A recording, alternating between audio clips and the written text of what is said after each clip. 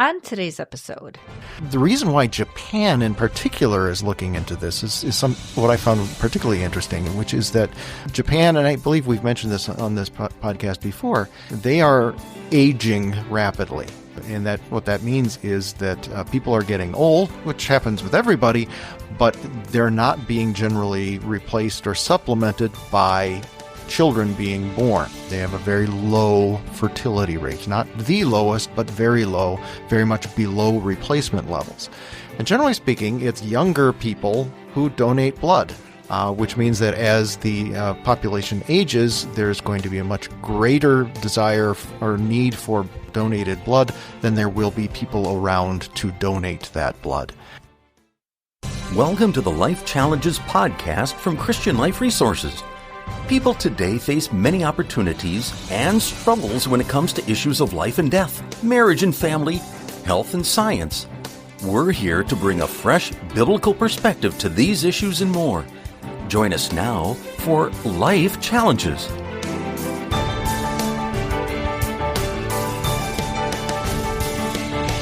hi, and welcome back. I'm Krista Potratz, and I'm here today with Pastors Bob Fleischman and Jeff Samuelson.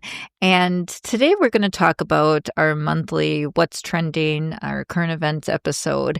We wanted to just start with we talked about it a few months back, a Georgia woman who was on life support, but was pregnant.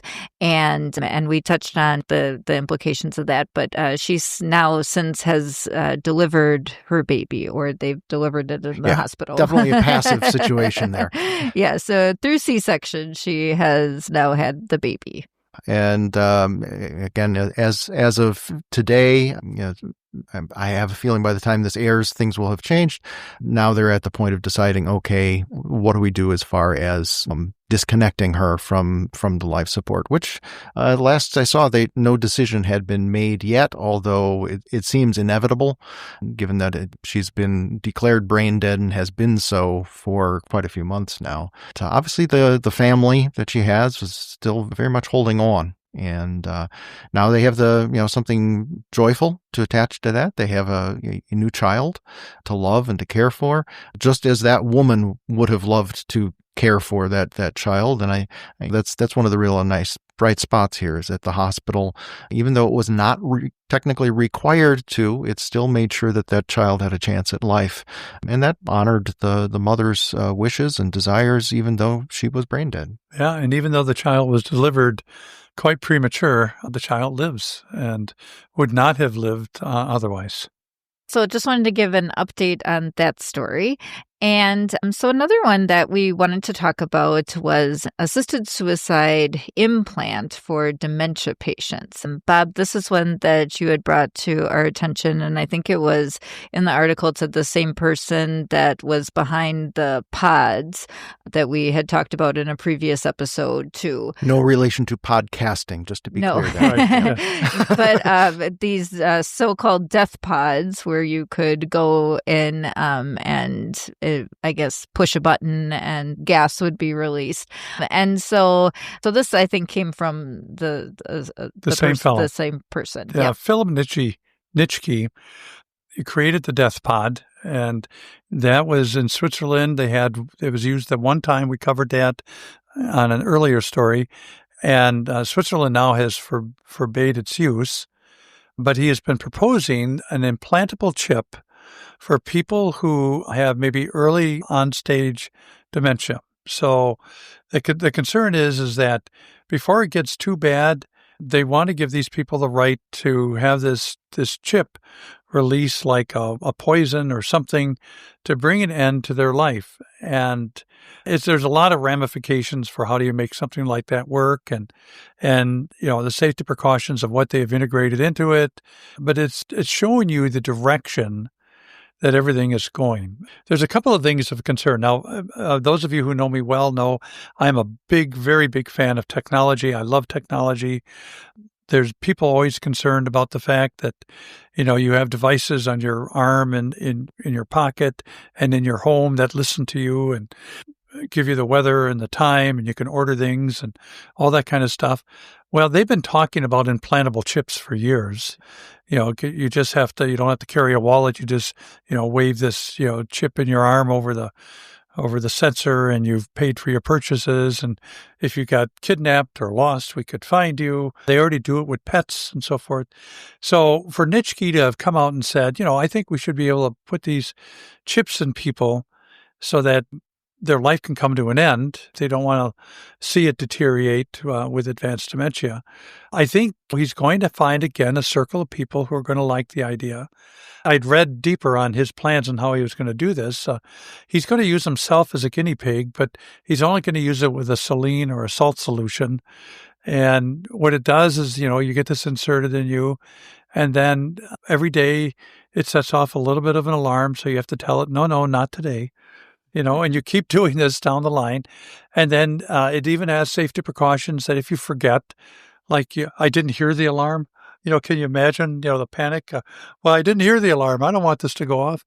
But he's going to do that. And then one day he's just going to let it go off and see if that automatically releases the solution. And then, of course, he'll be advocating for it to be inserted in people. And it brings to mind what the late Derek Humphrey had once said, and that is, the idea is you get people used to talking about it, and in time they buy into it. So right now, this sounds like Twilight Zone nutcase, but I can guarantee you 10 years from now, it's going to land in some legislative initiative someplace. The third third paragraph of the article described it. His latest invention would be implanted into the person's body, most likely in the leg, and fitted with a timer that emits a beeping sound and vibration as a daily reminder to deactivate it. And before I read any further, I was just like, oh, I can't imagine anything that could go wrong with that. I know. Especially since you're giving these to dementia patients. Yeah. Yes. Well, I mean, old people, they're hard of hearing. They've got all sorts of different pains and vibrations and things like that. I mean, gee, no, that's going to just work perfectly. It honestly sounds like something out of kind of a pseudo sci-fi thriller. The protagonist wakes up groggy and finds out that he's been implanted with this thing. And it's like, if you don't do what we say and check in every 12 hours, we're going to set this off and you're going to die. It's like, okay, maybe that's kind of thing where he got the idea. But the thing is, it's one of these things where it's a solution looking for a problem. Even if you accept the premise that no longer wanting to live, but being prevented from taking your own life, that's a real thing, or should be. If someone has reached a stage of dementia where he or she is no longer aware or has forgotten the desire that he or she once had to not live this way, then there is no problem, because there is no disconnect between the individual's desires and the individual's reality. It's not a problem. It's only a problem for the past self, not for the present self. But again, what Bob mentions, like, get people talking about it, eventually they get used to it. Yeah. I think, too, the paragraph that jumped out at me, too, was when Nitschke, it says the proposal is meant to address a growing problem. Individuals with early stage dementia who support assisted suicide, but fear they will lose capacity before being able to act. And kind of, what you were saying, too, like this growing problem that's out there that these people are going to just forget, that I wanted to die. And that it's our job as like the Good Samaritans or society to remind them that they really wanted to die this way, that they wanted to have that control. Imagine a situation where you've got a healthy 25-year-old, a physically healthy man, who is severely depressed.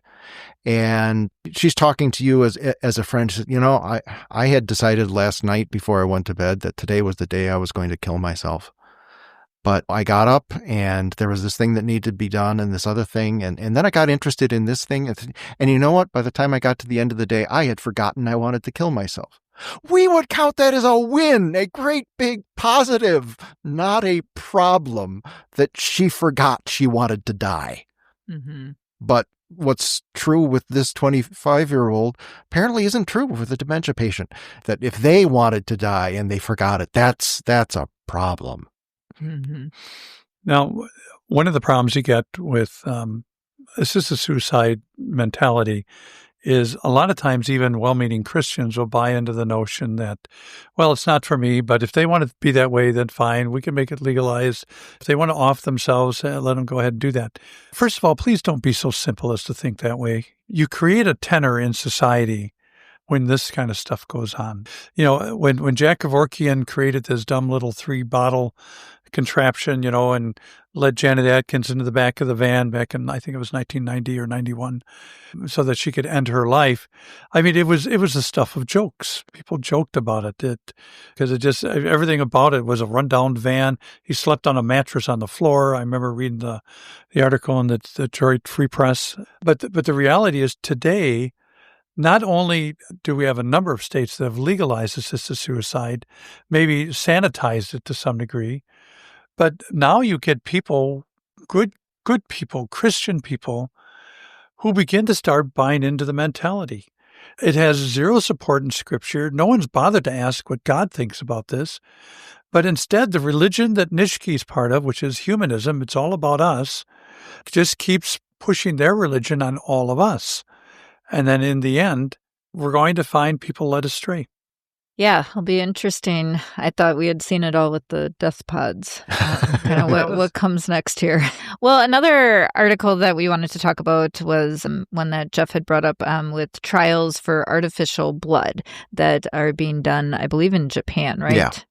Yeah, this was interesting. It's not something I had heard about before, and I realized I should have heard about this. This seems like a pretty natural kind of thing for people to be looking into, and I was just surprised that it hadn't happened yet with the way technology and medicine is going. But anyway, Japan is beginning clinical trials of artificial blood, and you think, oh, we've all got plenty of blood. Why do we need artificial stuff?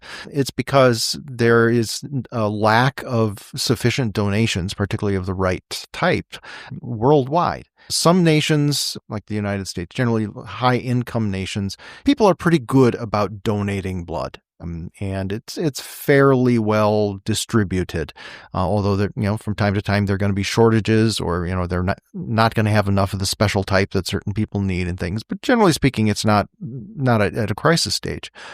But generally speaking, in lower income nations, fewer people donate their blood.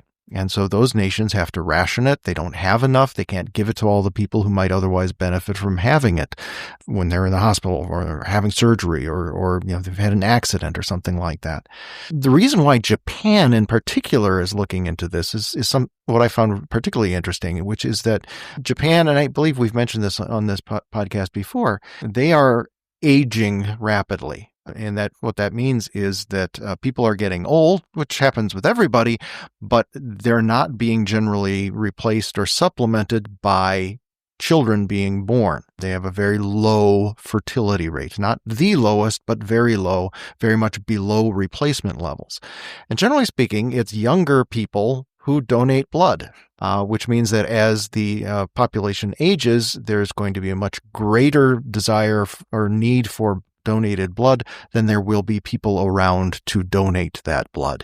And so by creating this artificial blood, they're going to, assuming that it works, whatever, they're going to be able to solve the problem of not having enough to do this. And one of the nice things, at least one of the particular trials they're trying, it won't even matter what type of blood you need, which will be a real benefit as well. Typical blood can be stored 21 to 42 days, and there is a second procedure for creating what they call artificial blood, which involves taking cells out of the bone marrow. And the problem with that is, again, it only has a shelf life of 21 to 42 days. This new Japanese approach involves literally almost like freeze drying it, and it has a shelf life of as little as 2 years to several years. And the only negative really of it now, from the way that they're promoting it, typical blood costs about $215, and the comparative amount of the artificial blood is about $5,000 to $9,000.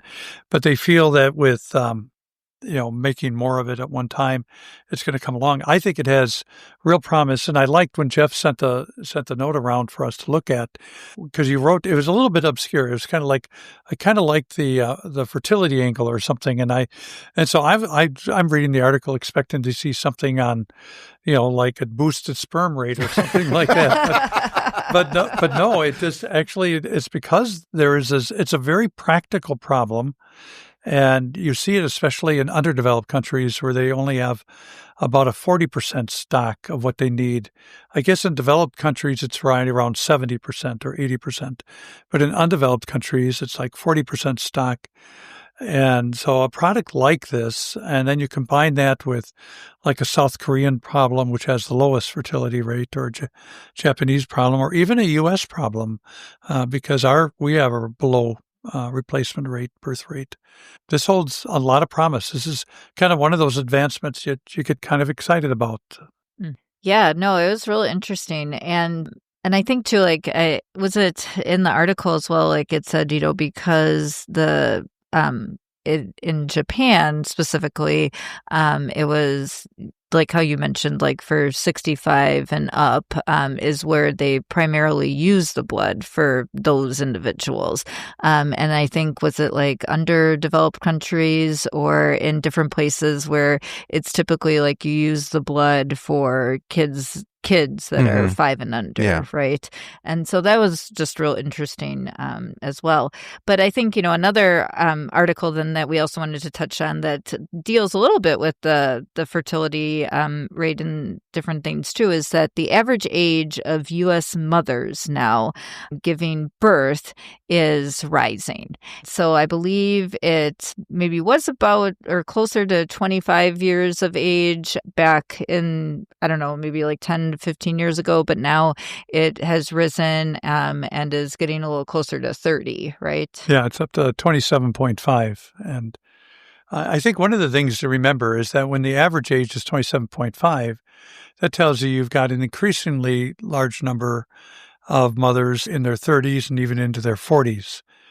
And it raises questions about problems. Now, back when we were starting a family, everyone was talking about, it gets really dangerous after 35 to have a child because it can create problems for the child, and it creates added risk for the mother. And that's where we are, because a lot of people have wanted to get their career on board. They've wanted to get to know each other better before they have children. Even couples when they, we've talked before about people who don't want children, but a growing number of couples, us pastors, when we've done pre-marriage counseling, we've all heard it, where they, we want to start a family, but not yet, those kinds of things. And you got to remember that waiting quantifiably comes with risks. And you have to ask yourself, how far am I willing to go with the risk? And the risk is both to child and to mother. And there are obviously different kinds of risks, but they do affect both. And the numbers are astounding, really. They've always said that the benchmark is under 30 or under 35. That's kind of like normal. And they say that infant mortality for birth mothers 35 to 39 goes up to 6.5 deaths per 1,000 births. Okay, and then if you're a birth mother between 40 to 49, that number rises almost 50% to 9.3. But let's talk maternal mortality. If you're a mother, the chances of you dying in childbirth between the ages of 25 and 39 is 3.1 out of 10,000 births. So it's pretty nil. If you're over the age of 40, that now rises to 13.9 out of 10,000 births. So that number quadruples, really. And then severe maternal morbidity, which is like really health complications. From 35 to 39, a mother has 17.9 out of 1,000 births, she's going to have some problems. If she's 40 to 44, that jumps to 23. So the numbers are always going up, and you have to be aware of it. And the statistics, in this case, statistics don't lie. You either live or you die. Either the baby is born alive or the baby dies. Either the mother dies or the mother lives, or the mother has complications. These are fairly solid statistics. I'm not aware of anybody questioning them. That depends on whether it was a full moon or a half moon or all sorts of other crazy things. And so it's alarming. And as a father who had all of his children young, my 5 daughters were born before I was 30. I'm having a grand old time with my grandchildren who are already in high school. I mean, it's a fun experience. So, I mean, there's that added incentive to still have them young. I would say I got my career pretty much on track still with that kind of schedule. The point is that we're interested in doing what is safe. And this is something you have something to do about. I mean, it is, you make a conscious decision to wait, and you got to balance it out. Is it at what cost? Krista, I mean, I think we can assume you're probably a bit more likely to be in tune with younger women and what they're thinking and such. Do you think that it's generally understood or even known by, women age 25 and up, how much the risks increase when they put off having children until later? I don't really think so. And maybe they do like as you get older, because I think, it's 35 now. I think it's an outdated term, like the geriatric pregnancy. But and so as I started like kind of nearing that age with my final pregnancy, and, had other friends like in similar areas and stuff, then you are more aware of that, because they label your pregnancy different and everything. But I think when you're younger, and now that you like see more celebrities like having babies later and stuff, you just kind of think, oh, you're not really thinking about the risk, and that's not really something that I think that is made known to people. And people do play the odds. I mean, and then plus two, just remember this, a lot of the celebrities, they didn't have their babies. Yeah. They hired somebody to have their babies. So. No, and what we kind of maybe forget too with like younger people, I mean, people that are in their 20s and like early 20s and stuff too, those people are amazing. They can just do more. I could do more when I was in my 20s. And so raising kids and going to school or raising kids and starting your career and that type of thing, those people are amazing, and they have the energy to do it too.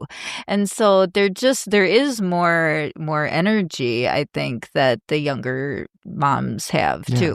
And just connecting some dots here. Bob talked about, having kids young enough to now, before he's too much of a geezer, he can still play with his, those were your words, right? Still play, enjoy the company of his grandchildren. That's another one of the things that people are not forgetting, because it's not just that as you age, you get less energy. Your parents definitely have less energy. And one of the things the article mentioned was that lack of childcare is one of the things or affordable childcare is cited as one of the reasons that people put off having kids, because it's like, well, we can't afford it when we're too young. But the thing is, by waiting so long to have children, you eliminate having your parents, the kids' grandparents, as help for your childcare situation, because they no longer have the energy to watch your kids the way they would have if you had your kids when they were still in their 50s or early 60s. I don't see those dots connected very often, and they probably should be. There's not a biblical mandate that says by a certain age you should have children. But when we gather this kind of information, we become aware of it. We just got to ask ourselves, it's kind of everything else. I mean, you use some logic when you decided to wait having children because of my career. Okay, well, then that same logic has to scoop in the additional information that it becomes more dangerous for you and the child. And right now, we're just sharing this with you so you know. Mm-hmm. The last thing that we kind of wanted to touch on today, too, was what RFK Jr. is doing to the vaccine establishment. So I think our listeners will be interested to know what's going on with that. Those people who are vaccine skeptics are probably cheering all of this, but we're not vaccine skeptics here. We are certainly in favor of being careful, being well informed and such, but a lot of the things that people point to say, aha, this is why vaccines are bad, this is why nobody should have them, or why all these recommendations are off. A lot of that's based on either no science at all or bad science, and in many cases also bad theology. And not maligning anybody who has strong feelings or convictions about these things. People can make their decisions or whatever. But when we're talking at a national level of policy and what is, and not simply just what is provided by the government, but also what information the government puts out there, what recommendations it's able to make, and things like that, what it's able to make possible or available. That's not just a decision you're making for yourself. I mean, that's made for everybody. And so it's of concern that a lot is being done right now to undo what has been put into place in the past for the nation's good. You know, it's interesting because during the pandemic and everything, when we at Christian Life Resources released our statement on vaccines, a lot of terrible things were said and got a lot of bad mail and that kind of stuff. I don't retract any of it that we wrote in it. But at the same time, I do find it interesting sitting in the bleachers watching this going on in Washington, because I try, and a lot of people, because everyone either reads what I write or listens to what I say and develops a kind of a bias as to how they think I am. I think I'm far more objective than most people will give me credit for, and that is, so I'm watching this and I'm going, so what if RFK is right? Let's just say he's right. So first thing he does is he fires the 17-member advisory panel. Okay, so I did a deep dive on the 17-member advisory panel. Do you know you can hardly identify who they are? It's almost like a secret. And some of them were on the payroll for some pharmaceuticals, which of course isn't part of the controversy that's going on now with publishing papers and finding out that you were being funded, and stuff by a pharmaceutical. My point is okay, he may have had an argument that we need to clean house. Now, it wasn't like he replaced them with experts on vaccines and immunology and that kind of stuff. Not all of them were. Personally, when I looked at the new panel, I'm not going to say I was too overly concerned. I think media made more of it than they should. But I do have a problem in that, when you walk into something presuming everything was fine and now you just came and screwed it up, or everything was wrong and now you're coming in to make it better, finally, pretty much both sides are wrong. My flags go up whenever I see house cleaning, whenever they throw them all out, because I remember counseling a synodical president once. I just said to him, I go, I think you should form a kitchen cabinet, and I think you should put on it one or two people that you absolutely cannot stand. They're contrary to you on everything, because you need people like that to kind of keep you balanced. And I do think, the anti-vax people, based on what they've written to me and stuff like that, some of them are just, they lack logic, they lack foundation. They're more ideological than they are theological, that kind of stuff. But at the same time, some raise some interesting points. And I think it's good to listen to them. And I would hope that RFK Jr. would kind of like, he had a 17-member panel. I think he's down to an 8 or a 9-member panel. It'd be nice if he brought back a couple of the other guys, just to keep it balanced a little bit. On a subject like this, you want to have kind of a good knockdown argument about it. Again, I have not seen anything published that has made me want to take back what we wrote, what we released. But I do think that they've offered perspectives that need to be looked at. And I think I think RFK Jr. could do that if he's balanced. But we'll see. I'm not convinced yet that he's going to be balanced. His past life was not does not give much of a hint of balance. Right. So. He's said some good things since coming in, a few good things. But yeah, his past I was not in favor of his selection for it. But we'll see. Do you think just kind of like given, I don't know, I mean, Trump came in, very much too, gonna clean house, gonna just completely flip everything over. Do you think that kind of played into some of this too? Or, was that just kind of always how it was going to kind of go with him? I think it certainly kind of gave permission to him, in the sense of, well, they're doing this in all these other departments. I should be able to do it here. Whether he would have done that regardless, I suspect that he probably still would have done it. Yeah. But I think under the guise of Doge and stuff like that, they were doing house cleaning.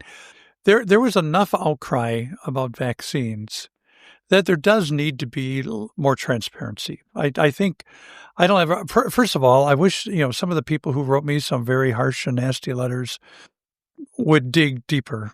I did, because some of the stuff they wrote me were just plain outright wrong, and they were just overlooking or seeing what they wanted to see and ignoring what they should see. But at the same time, some of this information are like, for example, it bothered me greatly when I set out to find. I just wanted to know. My question was, who are the 17 people on the panel originally? Who appointed them?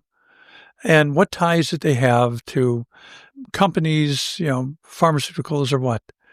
There were probably 6 or 8 that I still could not find. That it's just not out there. It's just not readily available. That bothers me. I'm sure somebody, if they're listening to it, could probably find the list and give it to me and so forth. And there were some people who had some ties to pharmaceuticals, nothing much, but some ties. But, that's kind of like checking out on my objectivity on Scripture and finding out if I have ties to a religious church body. Well, of course, you're going to have some ties to some degree. So that doesn't necessarily bother me. But the transparency part, that I'm in favor of. I think it just, the problem is if someone's going to come out against vaccines and so forth, I want the information so transparent out there that sometimes you have to dismiss some people as just not knowing what they're talking about. That's all we have time for today. I want to thank you both for all the information on these different topics. And we thank all of our listeners, too, for joining us. And if you have any questions on any of these topics, you can reach us at lifechallenges.us. And we look forward to seeing you back next time. Thanks a lot. Bye. Thank you for joining us for this episode of the Life Challenges podcast from Christian Life Resources. Please consider subscribing to this podcast, giving us a review wherever you access it, and sharing it with friends. We're sure you have questions on today's topic or other life issues. Our goal is to help you through these tough topics, and we want you to know we're here to help. You can submit your questions as well as comments or suggestions for future episodes at lifechallenges.us or email us at podcast@christianliferesources.com. In addition to the podcasts, we include other valuable information at lifechallenges.us, so be sure to check it out. For more about our parent organization, please visit christianliferesources.com. May God give you wisdom, love, strength, and peace in Christ for every life challenge.